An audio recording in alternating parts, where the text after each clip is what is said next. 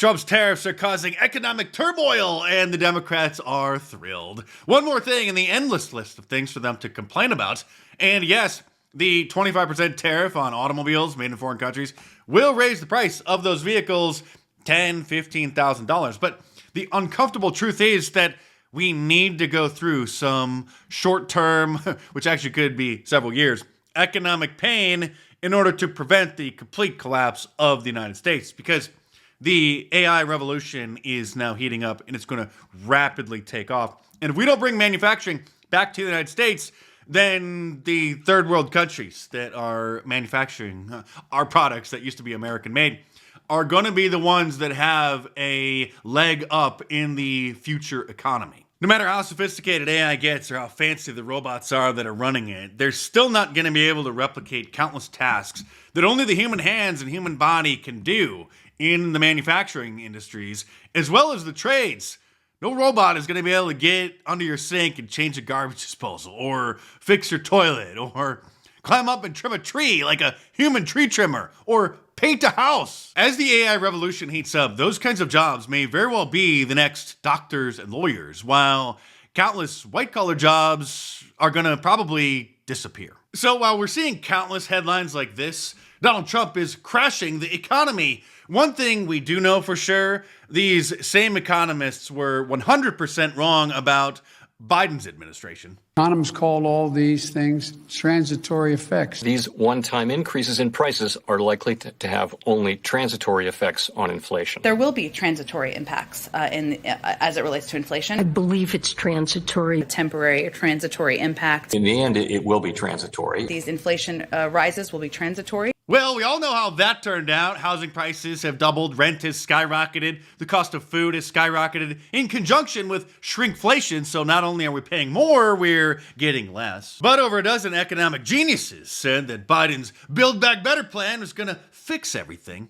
Today, 15 recipients of the Nobel Prize in Economics released a letter in support of the president's Build Back Better plan, including 4 Nobel Prize winners recently highlighted in an open letter. 17 Nobel laureates who have conveyed this will help address inflation. 14 Nobel laureates in economics. We're all wrong again. Now, I'm obviously not an economist. I'm a media analyst. If you're new to my channel, subscribe here and stay tuned for more. And Donald Trump may not be able to right this ship. We are on an economic Titanic. I mean, just look at the national debt.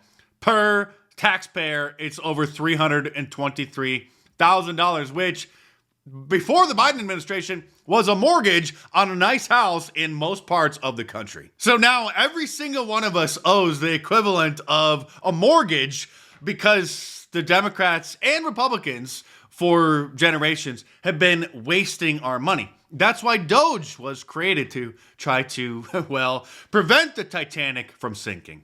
I don't want to be a pessimist, but this country's economy has been a house of cards for a long, long time, and it is going to take a miracle to save it. But Americans learned this week that Democrat Senator Cory Booker from New Jersey, who looks like Mr. Potato Head's twin brother, has perhaps the worst case of Trump derangement syndrome in the entire country, because he stood up in the Senate chamber and complained about President Trump for over 24 hours straight, a new record. Usually this would be called a filibuster, when there is debate about pending legislation and somebody stands up and starts complaining about it in order to delay the vote so that people can then hear the issues with it and encourage them to contact their legislatures and then encourage them to either vote for it or against it. But in this case, there was no pending legislation being debated. Cory Booker just decided to go on down to the Senate floor and just start complaining about President Trump. And complaining and complaining and complaining for literally over 24 hours straight. Here's just a small sample of some of his amazing insights.